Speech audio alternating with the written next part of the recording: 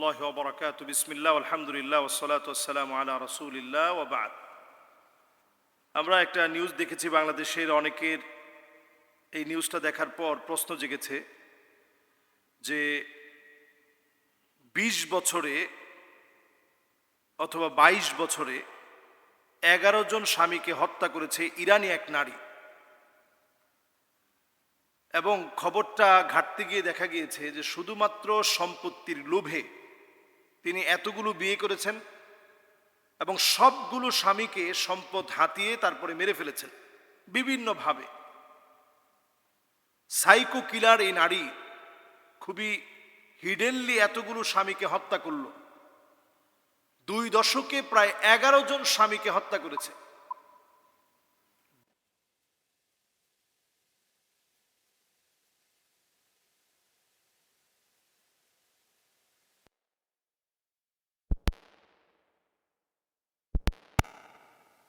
করেছে ২ দশক ধরে চলমান এই হত্যাকাণ্ডের পরে আপনি একটু বিচার করেন যে আমাদের এখন সম্পর্কগুলো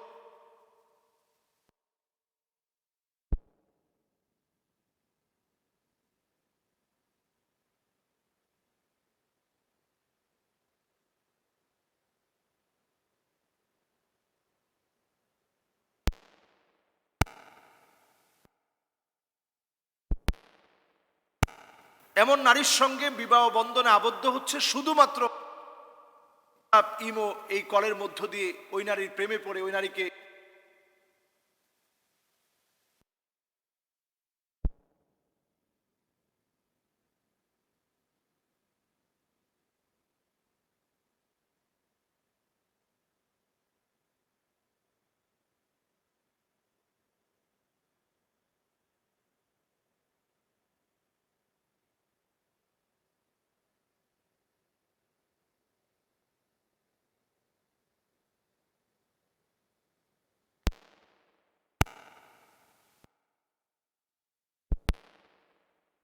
বরকতপূর্ণ হতো। আমরা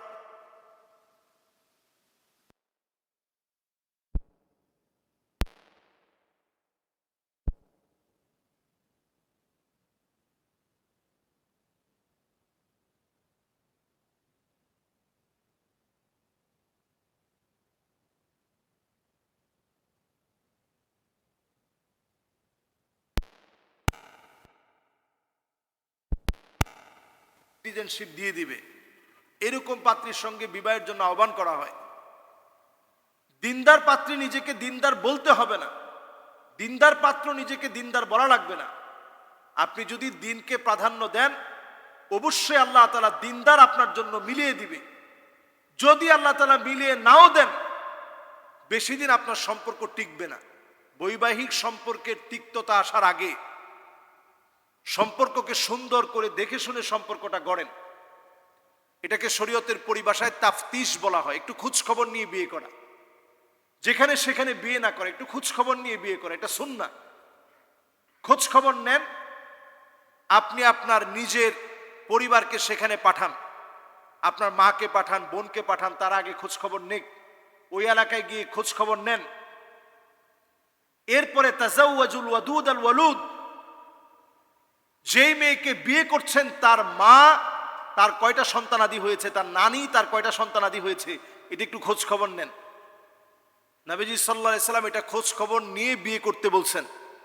এবং নবীজি এর পরেই বললেন, কারণ আমি আল্লাহর কাছে ইন্নী মুকাসিরু বিকুমুল উমাম, আল্লাহর কাছে অধিক পরিমাণ আমার উম্মত নিয়ে আল্লাহর সামনে আমি গর্ব করব।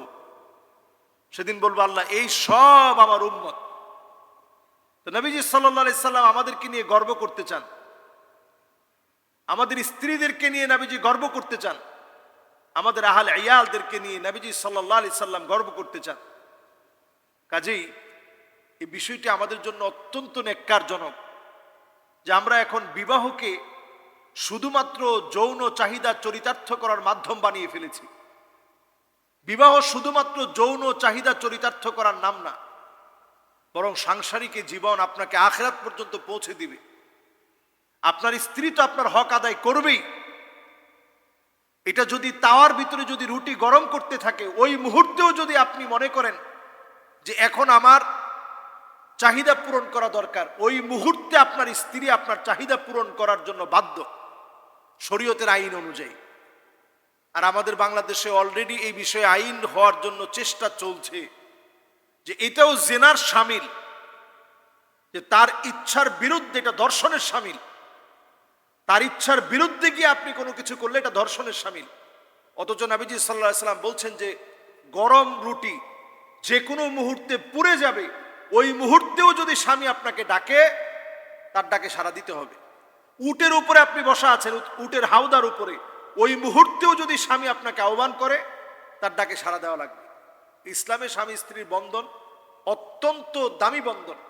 নবী সাল্লাল্লাহু আলাইহি সাল্লাম স্পষ্ট দেখিয়ে গিয়েছেন, অমিন আলাহা, সবচেয়ে উচার বাঁকা হাড় থেকে নারীদেরকে সৃষ্টি করা হয়েছে। যদি এটাকে বেশি টাইট দিতে যান ভেঙে যাবে, আবার যদি ফেলে রাখেন তাহলে আপনার উপরে গিয়ে আক্রমণ করবে। গতকালকে একটা নিউজ দেখে আমি হতবাক হয়ে গিয়েছি। স্বামীর অফিসে গিয়ে, কালচারাল একজন অফিসার, তার অফিসে গিয়ে স্বামীকে স্ত্রী পেটাচ্ছে, জামা ছিঁড়ে ফেলেছে।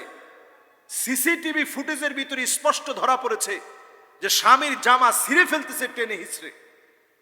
একজন লোক এসে স্বামীকে বাঁচানোর চেষ্টা করছে, কিন্তু স্বামীকে বাঁচাতে তো পারেই নেই, বরং ওই লোকটাকেও মারা হচ্ছে। স্বামী ক্লান্ত হয়ে যখন লজ্জায় মাথা নত করে যখন বসে পড়লেন সোফার মধ্যে, আবার সেখান থেকে টেনে হিচড়ে নিয়ে যাওয়ার জন্য চেষ্টা চলছে। এই যে আমাদের অবক্ষয়, নারীদেরকে অতিরিক্ত অধিকার দেওয়ার নাম করে বিধর্মীদের কালচারকে নারীদেরকে একেবারে আয়ত্ত করে দেওয়া, সুযোগ করে দেওয়া, এটা ইসলাম আপনাকে শেখায় না। আল মারআ আল মুতারাজ্জিলা আল মুতাশাব্বিহাতু বির-রিজাল, ওই সমস্ত নারী যারা পুরুষের মতো চলে, আল্লাহ লানত তাদের উপরে। নারী হয়ে আপনি পুরুষ সাজার চেষ্টা করবেন না, সেটা পোশাকেও না, আচরণেও না। কথা বলার ক্ষেত্রে এত লাউডলি কথা বলবেন না নারী হয়ে, যেটা অপর পুরুষ শুনবে।